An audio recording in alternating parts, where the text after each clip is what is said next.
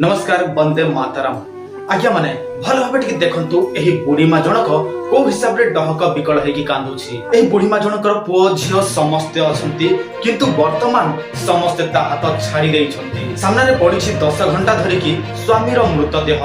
ना पुओ आसुछि, ना झियो आसुछि, ना गां लोक माने आसुछंती। किंतु ए सब काहेकी होईछि से सब कथा आपण जानिला परे आपणक मन रे कोन भावना आसीबो से कथा आपण ही जानिबे।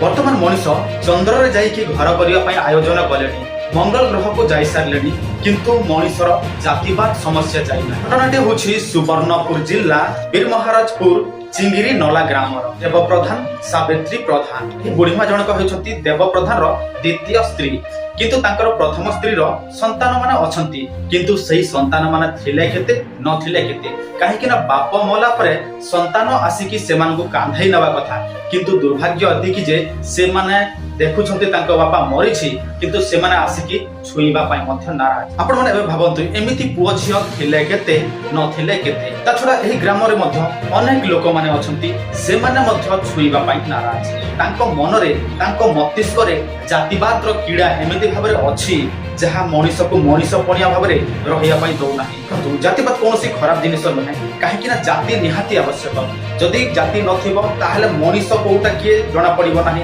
काहार वर्ग कोउटा जणा पड़िबो नाही। तेणु से सब को हमर संविधान रे मध्ये कहा जायछि एसटी एससी ओबीसी जनरल। किंतु सही जातिवाद को जदि आपण माने घृण्य करिवे ताहले एटा तो ठीक हबो नाही। जाति केवल मनीषर गोष्ठी को जानिया पई जाति सृष्टि करा जायछि, ना कि आपण माने किए मले छुइले आपण माने स्वर्ग जिबे नाही नरक जिबे।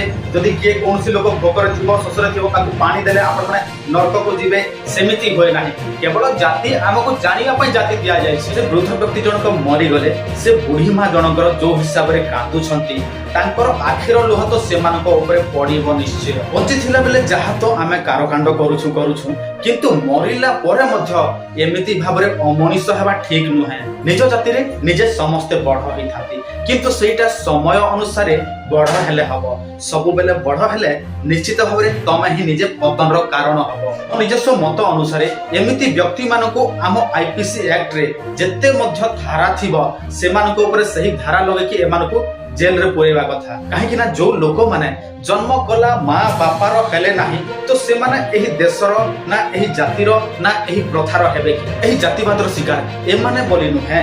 मो मध्य दिने जातिवादर शिकार हेछि। जो माने मो ऊपर जातिवादर लांछन लगेथिले से माने तांको अतीत जीवन रे अनेक घृण्य काम करिथिले, किंतु मु से सब अतीतर कथा को कहि कि कोनसी लोक को किंबा एही जातिवाद को प्रश्रय देवा पई चाहे ना। जदि आम परि शिक्षित युवक माने जातिवादर शिकार होछु ताहले भाबंतु एही निरीह अशिक्षित माने को भाबरे होउथिबे। तेणु एही परि असामाजिक प्रथा को आमे समस्ते मिली मिसी कि नष्ट करिवा को पड़िबो, एवं जो माने एही सब को प्रश्रय देछंती सेमान को उचित